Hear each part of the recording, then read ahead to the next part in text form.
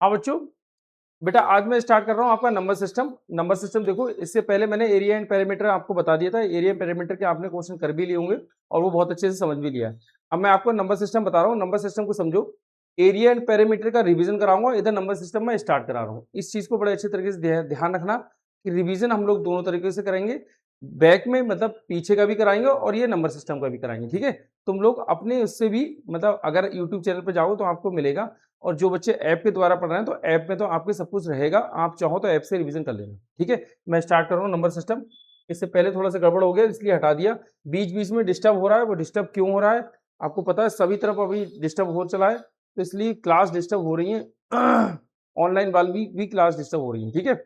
Online वाली आपको मैं शाम को 4 बजे के टाइम देना चाहता हूँ, लेकिन उस टाइम पे नहीं दे पाऊंगा। आपको ऑफलाइन ही पढ़ना पड़ेगा, मतलब रिकॉर्डेड क्लास होगी वही आपको देखनी पड़ेगी, क्योंकि मैं क्लास का टाइमिंग 9 बजे का रखूंगा, 9 बजे, और आप लोग स्कूल जाओगे तो आप नहीं कर पाओगे। तो इसलिए रिकॉर्डेड क्लास ही देख लेना, परेशान मत होना। आज मैं आपको नंबर सिस्टम दे रहा हूँ। नंबर सिस्टम देखो, संख्याएं किसे कहते हैं? संख्या भाई गणितीय मान है जिसका उपयोग गिनने और मापने और पहचान करने के लिए होता है, संख्या कहलाती है। बेटा आवाज आ रही है? ठीक है, संख्या कहलाती है, ठीक है।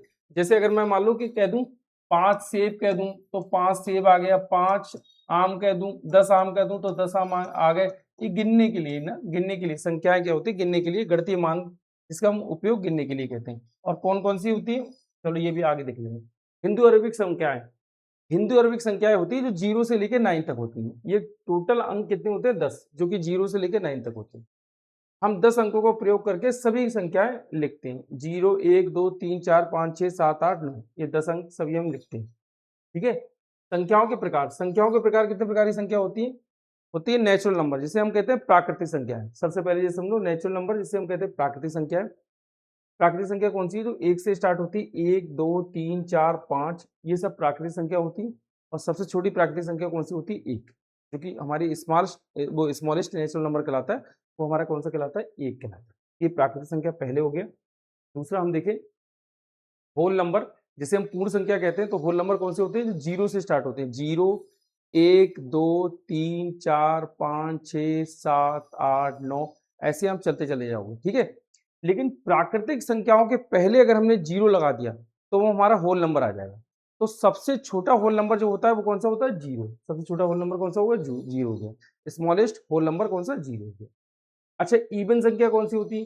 तो इवन संख्या समझो जिस संख्या का इकाई का अंक, जैसे हमने ये संख्या लिख दी, अब इस संख्या में इकाई का अंक 0 2 4 6 8 अगर ये हो रहा है, इनमें से कोई एक डिजिट है, तो वो हमारी सम संख्या कहलाएगी। जैसे मान लो ये संख्या लिखी हुई पूरी, तो मैं इसको देख रहा हूँ, इकाई दहाई सैकड़ा हजार 10,000 लाख, तो ये सब देख रहे हैं, इकाई दहाई सैकड़ा हजार 10,000 लाख, तो ये सब हमारा आ रहा है।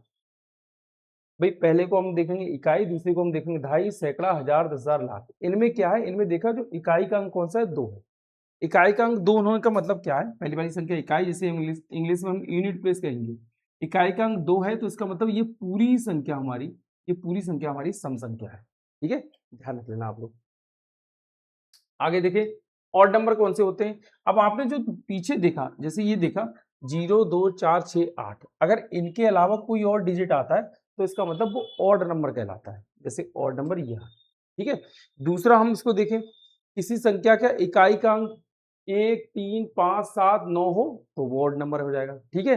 तीसरा तरीका देखें, कोई भी संख्या को अगर मैं 2 से डिवाइड कर रहा हूं, जैसे अगर मैं कहूं कि 13 है, 13 को अगर मैं 2 से डिवाइड कर रहा हूँ तो कुछ भी रिमाइंडर ना बचे।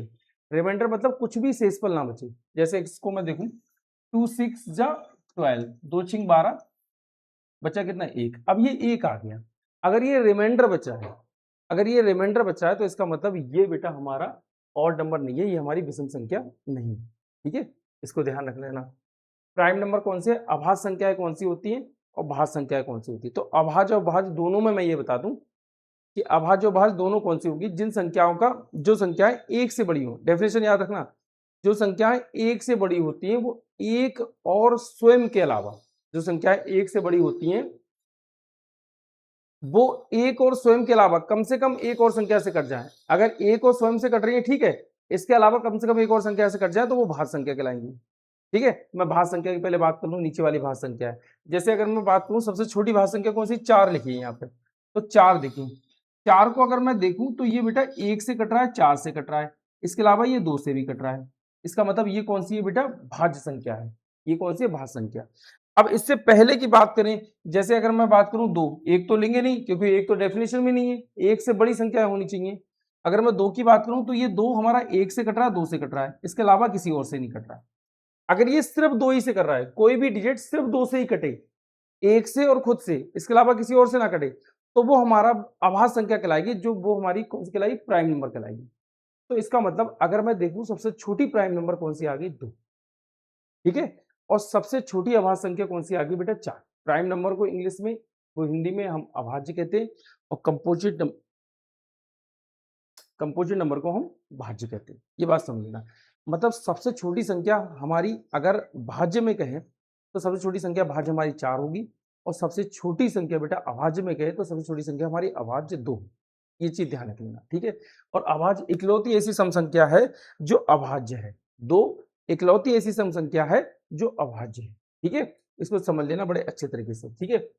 स्थानीय मान, जातीय मान। देखो स्थानीय मान कौन सा होता है? जैसे स्थानीय मान की बात करें, 8, 3, 4 और 6। अगर मैं स्थानीय मान की बात करूं तो 3 का स्थानीय मान मुझे निकालने के लिए कहते हैं कि 3 का स्थानीय मान बताओ। तो 3 का स्थानीय मान 3 ले लो, इधर कितनी 2 संख्या, तो हम 2 जीरो लगा दे रहे हैं, तो 3 का स्थानीय मान कितना हो जाएगा? 300। अगर मैं 4 का स्थानीय मान कहूं तो 4 का स्थानीय मान 4 ले लो, इधर कितनी संख्या है? 1 संख्या है, तो 1 जीरो लगा दो। मतलब जिस चीज का भी स्थानीय मान आपको निकालना हो उसके राइट हैंड पे देख लो, सीधे हाथ पे देख लो कितनी संख्या है, उतने जीरो लगा दो। जैसे क्वेश्चन ये दिया होता कि 8 का स्थानीय मान बताओ, तो मैं 8 यहाँ पे लिखता, और इधर कितनी संख्या? 1 2 3, तो 1 2 3 ये लगा देता, तो 8 का स्थानीय मान कौन सा हो जाता? 8000। 8 का स्थानीय मान कौन सा हो जाता बेटा? 8। ये हो गया 8 का स्थानीय, ठीक है। अब जातीय मान की बात करें, जातीय मान, अब ये देखो 8 3 4 6 वही नंबर ले रहा हूं। जैसे अगर मैं कहूं कि 8 का जातीय मान बताओ, तो 8 का जातीय मान जिसे हम फेस वैल्यू कहते हैं, स्थानीय मान और अंकित मान, ठीक है, जिसे हम फेस वैल्यू कहते हैं, ऊपर वाला है तो ये फेस वैल्यू कहते हैं। तो 8 का जातीय मान कितना हो जाता है? 8। अगर मैं 3 का जातीय मान पूछता तो 3 का जातीय मान 3। अगर 4 का जातीय मान पूछता तो 4 का जातीय मान 4। अगर 6 का जातीय मान पूछता तो 6 का जातीय मान 6। मतलब जिस भी चीज का आप जातीय मान कहेंगे तो वो संख्या ऐसी की ऐसी रखो। जिस भी चीज का आपको स्थानीय मान कहा जाए तो वो संख्या लिखो, और इसके सीधे हाथ पे कितनी जीरो उतनी जीरो लो। सीधे सिंपल इसी तरीके से करो, तब आपको समझ में आ जाए, नहीं तो समझ में नहीं आए। एक चीज नोट करने वाली बात यह है कि इकाई अंक, जो इकाई अंक है, इकाई अंक का स्थानीय मान जातीय मान वो संख्या स्वयं रहती है जो संख्या होती है। जैसे अगर मैं कहूं कि 6 का आपको स्थानीय मान निकालना है तो 6 ही है होगा। क्यों? क्योंकि 6 के इधर कोई संख्या नहीं है। अगर मैं कहूं 6 का आपको जातीय मान निकालना, फेस वैल्यू निकालनी है, तो भी 6 होगा, क्योंकि 6 का 6 फेस वैल्यू वही निकलती है। फेस वैल्यू मतलब हम देखें तो, जो फेस वैल्यू को हम देखें तो अंकित मान, फेस वैल्यू को हम लोग कहते हैं जातीय मान, अंकित मान तो जातीय मान कहते हैं, जातीय मान, ठीक है, जातीय मान कहते हैं।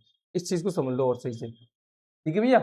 अब ये देखो एक्सपेंडेड विस्तारित रूप किसे कहते हैं भाई? जैसे ये 456 लिखा है, तो 456 को मैं यहाँ पे 400 लिख दूं, प्लस लगा दूं 50 लिख दूं, प्लस लगा दूं 6 लिख दूं, 456 हो जाएगा। अब स्टैंडर्ड फॉर्म सामान्य रूप, इसको समझ लो। स्टैंडर्ड फॉर्म सामान्य रूप 450 56, जैसे ये लिखा हो 400 लिखो, 50 लिखो, 56 लिखो, तो इन सबको जोड़ से लिख दो तो 456 हो जाएगा, ठीक है। अब देखो असेंडिंग एंड डिसेंडिंग, मतलब आरोही क्रम और अवरोही क्रम। तो आरोही क्रम किसे कहते हैं? सबसे पहले आरोही क्रम लिखो जिसे हम असेंडिंग ऑर्डर कहते हैं। मतलब अगर मैं ये लिख दूं 1 2 3 4 5 6 7 8 9, अगर मैं ऐसे बढ़ती हुई जा रहा हूं, मैं छोटे से बड़े की ओर जा रहा हूं, तो वो आरोही क्रम कहलाता है, जिसे हम असेंडिंग ऑर्डर कहते हैं, ठीक है। आरोही क्रम, ये क्या कहलाता है? आरोही क्रम, जिसे हम असेंडिंग ऑर्डर कहते हैं, आरोही क्रम, ठीक है। अगर मैं डिसेंडिंग की बात करूं तो मैं 9 से लेके, अगर मैं 9 से क्या, अगर मैं ये देखूं कि डिसेंडिंग ऑर्डर करूं तो यहाँ पे लिख दूं 9 8 7 6 5 4 3 2 और ये, तो ये डिसेंडिंग ऑर्डर कहलाएगी, जो कि अवरोही क्रम कहलाएगा। क्योंकि क्या कहलाता है बेटा, अवरोही क्रम कहलाता है, जिसे हम अवरोही क्रम कहते हैं। ठीक है, डिसेंडिंग ऑर्डर कहते हैं, मतलब बड़े से छोटे की तरफ लिखोगे तो वो डिसेंडिंग ऑर्डर कहलाएगा, अवरोही क्रम कहलाएगा। ठीक भैया, यहाँ तक बात क्लियर होगी होगी। आगे हम देखें सक्सीजन नंबर किसे कहते हैं और पूर्ववर्ती संख्या कहते हैं, मतलब सक्सीजन और पिटिशन, उत्तरवर्ती और पूर्ववर्ती। जैसे उत्तरवर्ती कह रहे हैं तो उत्तरवर्ती में बेटा प्लस का 1 लिख दो। उत्तरवर्ती में हम लोग क्या करते हैं, प्लस का 1 लिख देते हैं। अगर मान लो पूर्ववर्ती कहा जाए तो पूर्ववर्ती में हम लोग माइनस का 1 लिख दे रहे हैं। अब मैं एक एक समझा रहा हूँ, एक एक समझो पहले। जैसे उत्तरवर्ती कहा जाए, अब इसको समझो पहले उत्तरवर्ती को सही से। जैसे अगर मैं ये कहूँ 8432 का उत्तरवर्ती बताओ, तो हम क्या करें बेटा, प्लस का 1 कर दें। अगर मैं प्लस का 1 कर दे रहा हूं तो ये उसका उत्तरवर्ती हो जा रहा है, मतलब 8432, इसमें 2 + 1 कितना जाएगा, 3 3 3 4 और ये 8, ये हमारा उत्तरवर्ती हो जा रहा है। ये हमारा क्या हो जा रहा है बेटा, उत्तरवर्ती संख्या हो जा रही है। कौन संख्या हो जा रही है हमारी, उत्तरवर्ती संख्या हो जा रही है। बड़ी ध्यान से समझना, ये हमारी उत्तरवर्ती संख्या हो जाएगी। हमने क्या करा, जब हमारे साइन दोनों सेम थे, भाई ये भी प्लस का साइन था, ये भी प्लस का साइन, जब हमारे दोनों प्लस के साइन थे तो हमने क्या करा, जोड़। ध्यान से समझना, जब दोनों प्लस के साइन थे तो हमने क्या कर दिया, जोड़ कर दिया। अब यहाँ पे देखें 7 5 6 9 6 6 दे दूं। अब इसका उत्तरवर्ती निकालना है, तो मुझे उत्तरवर्ती निकालना है जिसे हम सक्सीजन नंबर कहते हैं, तो मुझे प्लस का 1 करना पड़ेगा, मतलब इसमें मैं एक प्लस कर दूं। तो 6 + 1 कितना हो जाएगा, 7। अब ये 6 और 5 और 7, ये इसका क्या हो गया, उत्तरवर्ती हो गया। ध्यान से अब एक चीज और समझ लो, जब दोनों साइन एक जैसे होते हैं, या इसके आगे कोई साइन नहीं है, प्लस का साइन है, जब दोनों साइन हमारे एक जैसे होंगे तो हमारा साइन कौन सा आएगा बेटा, जो दोनों में होगा। तो हम क्या करेंगे, प्लस करेंगे। जब दोनों साइन एक जैसे होंगे तो हम प्लस करेंगे, और साइन कौन सा आएगा, जो दोनों में होगा। दोनों साइन एक जैसे, यहाँ भी प्लस का साइन है, यहाँ भी प्लस का साइन है, भाई कोई साइन नहीं तो प्लस का साइन ही माना जाएगा। जब दोनों साइन एक जैसे होंगे तो हम प्लस करेंगे, लेकिन साइन कौन सा आएगा, जो दोनों में होगा। तो दोनों में कौन सा, प्लस का साइन था, इसलिए यहाँ प्लस का आया। यहाँ देखो प्लस का साइन था, इसलिए यहाँ प्लस आया। अब ये समझो 7 5 8 8, अब यह माइनस का और यहाँ प्लस का 1, अगर उत्तरवर्ती करूंगा तो क्या हो जाएगा, प्लस का 1। 7 5 8 8 में से अब प्लस का 1, इसमें से मुझे क्या करना है, अब देखो प्लस वो माइनस और प्लस, अब अलग अलग साइन हो गए तो हमको माइनस करना है। ध्यान समझ लो, अब हमारे अलग अलग साइन हो गए तो हमको क्या करना है, माइनस। क्या बाबा आगे तो जाओ, 9:30 बजे के टाइम क्लास ऑफ कर दूंगा। ठीक है, तो ये क्या करना है, माइनस करना है। अब देखो 8 में से 1 जाएगा तो कितना बचेगा बेटा, 7, और यहाँ पे 8 और 5 और 7। अब अलग अलग साइन है तो साइन कौन सा आएगा, माइनस का। माइनस का भैया क्यों आया, क्योंकि माइनस की संख्या बड़ी है। अगर प्लस का होता तो प्लस का आता, प्लस की संख्या अगर बड़ी होती तो, मतलब कहने का यहाँ पे उसका साइन आएगा जिसकी संख्या बड़ी होगी। ठीक है, जैसे एक और एग्जाम्पल दे रहे हैं, जैसे 5 7 2 6 में, अब ये प्लस का 1, भाई इसका उत्तरवर्ती निकालना है तो मुझे प्लस का 1 कर देना है, तो प्लस का 1 मैंने कर दिया। अब साइन देखे, माइनस प्लस अलग अलग साइन, तो हम क्या करेंगे बेटा, 6 में से बन जाए कितना बचेगा, 5। अब यहाँ 2 और ये 7 और 5, और साइन कौन सा, माइनस का। माइनस का साइन क्यों आया, क्योंकि बड़ी वाली संख्या माइनस। ये हमारा, ये अगर तुम सही से देखोगे तो ये हमारा कौन सा हो जाएगा बेटा, उत्तरवर्ती हो जाएगा, जिसे हम सक्सीजन नंबर कहते हैं। पूर्ववर्ती की बात करूं तो ये पूर्ववर्ती कौन सा होता है, पूर्ववर्ती संख्या वो संख्या होती है जिसमें हम 1 माइनस करें। पूर्ववर्ती मतलब पूर्व की संख्या, पहले वाली संख्या, जिसे हम प्रीडिसर्स कहते हैं। ठीक है, जिसे हम प्रीफिक्स भी कहते हैं। ठीक, जैसे अगर मैं कहूं कि 3 4 2 6 का, इसका प्रीफिक्स बताओ, इसका पूर्ववर्ती बताओ, इसका प्रीडिसर्स बताओ, क्या होगा, तो हम माइनस का 1 करेंगे। किसी भी संख्या का पूर्ववर्ती बताने का मतलब क्या है, कि उसकी पहले वाली संख्या बताना। तो ये 6 से पहली संख्या कौन सी रहती है, 5, तभी तो हम घटाते हैं। देखो 6, अब घटा क्यों रहे हैं, घटाने का भी समझो, जब प्लस माइनस होते तभी घटाव करते हैं। इसके आगे कोई साइन नहीं, प्लस का साइन है, ये कौन सा, माइनस का साइन है। ये प्लस और माइनस अलग अलग साइन है, प्लस और माइनस जब अलग अलग साइन होंगे तभी घटाव होगा। तो 6 में से 1 जाए, कितना बचेगा, 5, और यहाँ 2, यहाँ 4, यहाँ 3। अब जब अलग अलग साइन है तो साइन वो आएगा जो बड़ी वाली संख्या होगी। बड़ी वाली संख्या कौन सी, यहाँ पे प्लस वाली कौन सी, 3 4 2 6, तो इसके आगे कौन सा साइन है, प्लस का साइन, तो ये प्लस का साइन आ गया, ये हो। अब ये देखो 5 7 7 8, अब इसको मैं माइनस लिख दिया। अब इसका मैं पूर्ववर्ती बताऊं, तो पूर्ववर्ती बताने का मतलब क्या होता है, कि एक संख्या कम कर देना, मतलब माइनस निकालना। तो एक संख्या मैं कम करूंगा, लेकिन अब रूल क्या है कि यहाँ भी माइनस है, यहाँ भी माइनस है। जब दोनों तरफ बेटा माइनस होंगे तो हम इसको प्लस करेंगे। मैंने ऊपर भी बताया था जब एक जैसे साइन होते हैं तो हम लोग प्लस करते हैं। और साइन कौन सा आता है? जो दोनों में होता है। एक जैसे साइन हम प्लस कर रहे हैं, 8 और 1 कितना हो जाएगा? 9, और यहाँ पे कितना? 7 और 5 और 7, जो एक जैसे साइन है तो हम क्या कर देंगे? इसको प्लस कर देंगे। तो प्लस करेंगे, प्लस हो गया। साइन कौन सा है? दोनों में आएगा। दोनों में कौन सा? माइनस वाला साइन, तो माइनस वाला साइन आएगा। ये ठीक है, ये चीज समझ में आ गई। 8 1 9 7, हाँ संख्या गलत लिखी, सही कह रहा है बच्चा, इस संख्या गलत लिखी। 8 1 9 और यहाँ 7 7 और ये 5, ठीक है, और ये माइनस। ये चीज ध्यान रख लो, ठीक है। ये चीज समझ में आगे होगी आपको। आगे देखिए हम लोग क्या कर रहे हैं, नंबर संख्या 40 45 और संख्या बनाना, ठीक है। जैसे अगर हम देखें तो ये क्या लिखा हुआ है? 45 मतलब 45 लिखा है, हिंदी में देखें 120 तो 120 लिखा हुआ है। अगर हम देखें 45 तो 45 लिखा है, 120 तो 120 लिखा हुआ है, ठीक है। अब यहाँ पे देखें, using digits to make smallest greatest number, 4, ठीक है, संख्या बनाना है। 4 2 7, तो इसमें संख्या बना रहे हैं तो हम देखेंगे स्मॉलेस्ट संख्या बनाए तो 2 लिख देंगे, फिर 4 लिख देंगे, फिर 7 लिख देंगे। ग्रेटेस्ट बनाए तो 7 लिख देंगे, 4 रख देंगे, 2 बन देंगे, ठीक है। ये चीज रहेगी। ये आपके पूरे मैंने नंबर सिस्टम जो था उसकी मेन मेन जो चीजें थी वो मैंने आपको नंबर सिस्टम की बता दी।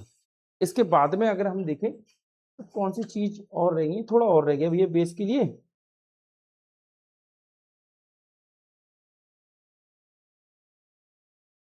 आज इसमें और कुछ रह गया तो वो मैं अब आगे बता दूंगा, ठीक है। आज के लिए हम लोग वीडियो यहीं तक रख रहे हैं। इसके बाद में मैं और जो होगा इसका बेस वाला वो भी आपको समझा के दे दूंगा, ठीक है, वो सब दे दूंगा और आप लोग बड़े अच्छे से देख लेना, देख लोगे तो ये सब समझा। ठीक है बेटा, बाय, मिलते हैं अगली वीडियो में, बाय।